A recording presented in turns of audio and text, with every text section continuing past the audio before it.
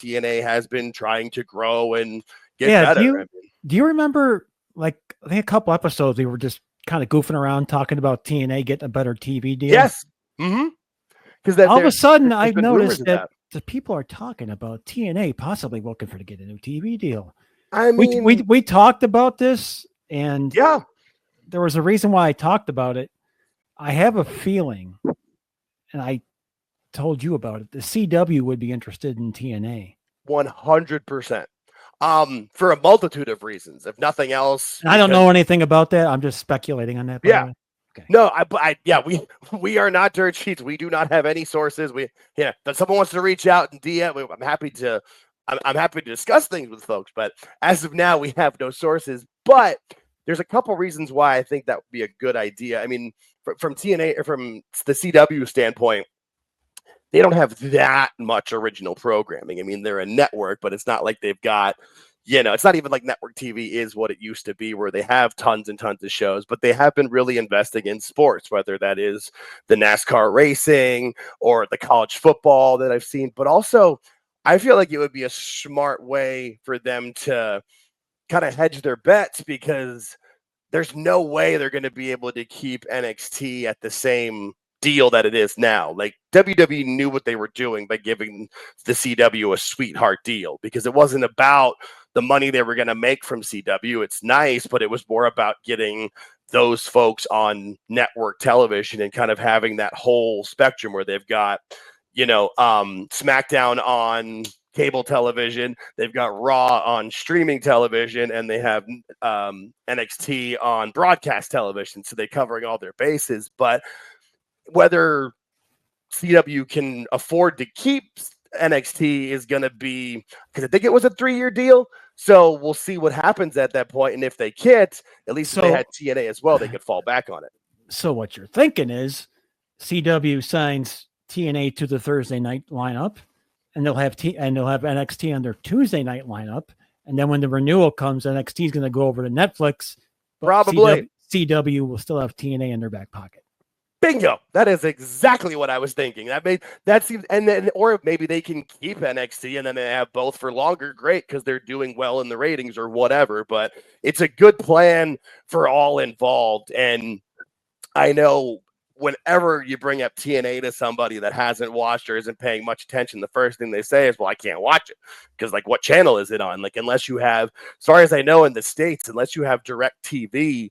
It's very hard to get access television, as far as I know. I'm not sure it's on my YouTube TV. I'm pretty positive I can't. I don't know for sure. I'm not surprised. I'd have to look. No, I'm not surprised. No, it's one of those things that, I'm able to watch it through the direct TV that I've got, but I know, like, it's a very small number of it, and those channels are in like the upper 300s, and it's just not 340. It's not something that you really pay much attention to. But the CW, I mean, I know some of the TV setups that I've seen at like friends' house or things, they've got like the different categories where it's like, sports channel, entertainment, but usually in the general like entertainment is the networks and the main cable, and CW's right in there.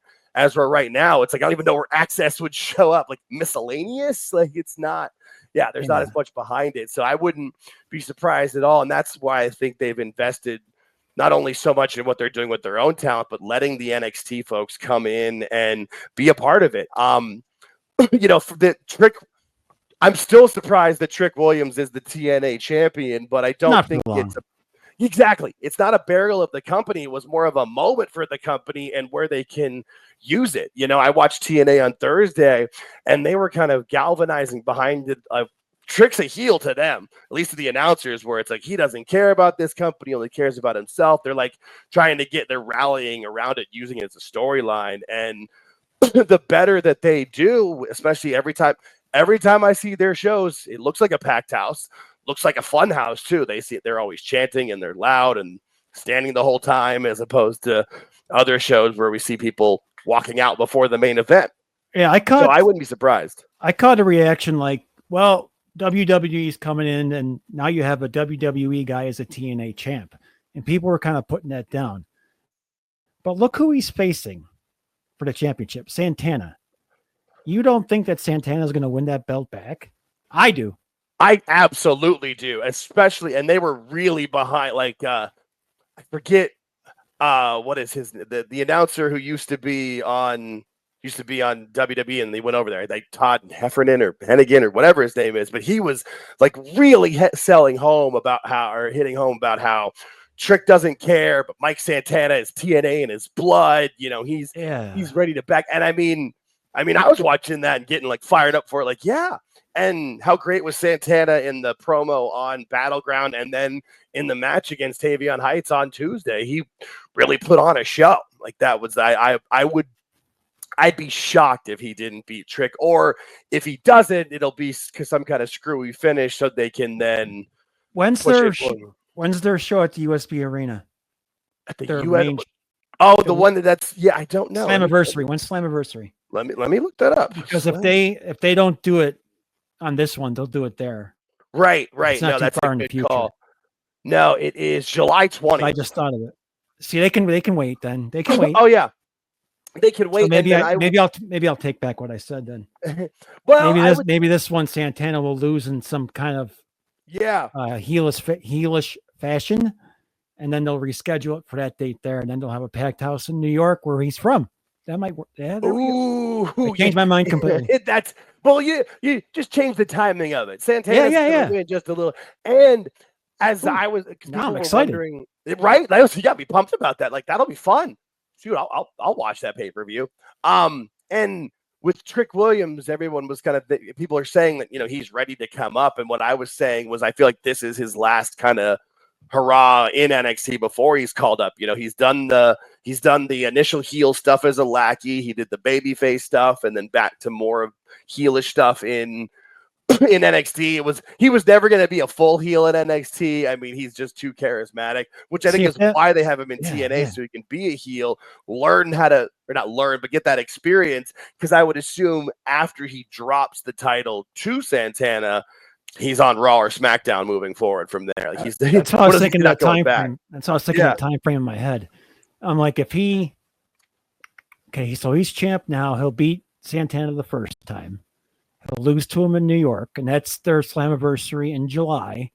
Then SummerSlam, he could come in for SummerSlam if he wanted to. Well, the TNA pay-per-view, what I'm looking up here says that it's Sunday, July 20th, 2025. He could be on Raw on the 21st. I'm not sure where it is, Ben, but you know what I mean? Like, it could work very, very well. It makes sense. It's a great experience for him. Absolutely. It makes sense. I got excited. I got excited planning my own shit there. That was nice. And that right there is why the partnership makes so much sense and why it works. Like, that's why they're doing it. People, well, I don't say people. I feel like it's more the trolls or the sickos that badmouth it. The only people that don't think this is a good partnership for both companies involved are people that don't want it to be. You know, like, there's the way this has worked. You know, WWE has got to have some of their folks go and get extra work and different experience down in NXT or down in TNA, and then vice versa. And TNA has gotten so much exposure with Joe Hendry and now Santana. Like, it makes too much sense for me. Yeah. So I'll pose the question: does Anthem sell? I don't think so, but I'm not sure if WWE here's the thing. I don't think Triple H would want to buy them. I think he likes it the way it is. Now, TKO buy is a little, that's where it can be different. You know what I mean? I could see TKO wanting to acquire and putting them all under the umbrella, but I think Triple H understands that you need to work and you need to have other options and things around. I mean, that's the whole reason he went to WWF in the first place, was because Eric Bischoff removed house shows, and he's like, no, I need to work. That's the only way I'm going to get better, is by working. And that's, you know, and so I feel like for him, he wants it the way it is. Now, Ari Emanuel and those folks, I don't know. I don't see what the benefit would be when I think about it after I asked. I don't either. You know, only in the sense of, and when people, you know, the being a monopoly, owning it all, they don't need to. Like, it's not, TNA's no threat. They're never going to overtake them. But, you know, it's like one of those things. They can help them out. It makes what they've been doing with this partnership since they've been doing it officially on paper for the few months that it's been, but really it goes back to last year when, you know, Joe Hendry was on their shows and headlining their pay-per-view, headlined the No Mercy pay-per-view or PLE. It's worked completely. It's definitely got me more interested in TNA. I would watch TNA, you know, if I had nothing else to do on a Thursday evening or if I thought about it. But now I have it set on my DVR. Like I'm ready to at least watch it, or if I don't catch it live, I'll record it because I usually want to at least see something going on. And not everything's great. There's still parts of TNA that are a little indie, but that's what they're supposed to do. That's what they are. They're doing it in front of, you know, 600 to 2,000 people. That's an indie. And the other thing is, does Anthem really lose anything if they switch networks? Like they own access, right? I think they would gain. That's what I'm thinking. Everybody always says, well, they own the network. Well, so what? So then the costs are nothing. Okay, exactly. Great. But then now the costs are still nothing because now it's sold to somebody else. Right. I would think that's the thing is I think Anthem will keep own. Yeah, but they'll sell because if Anthem was able to get TNA on CW and get whatever that deal is, that's profit, or at least it's a push into the profit direction. I mean, you know, if they're running it on their own network doesn't cost them anything now, great. But wouldn't you rather get paid for that? It makes sense. I would think.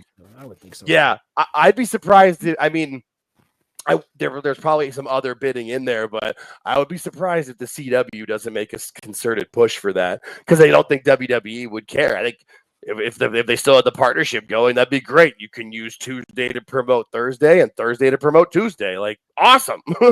Yeah, it'd be interesting to see what happens here. I'm cool with it. I'm down. Yeah. That big show they got in New York is going to be cool. Definitely.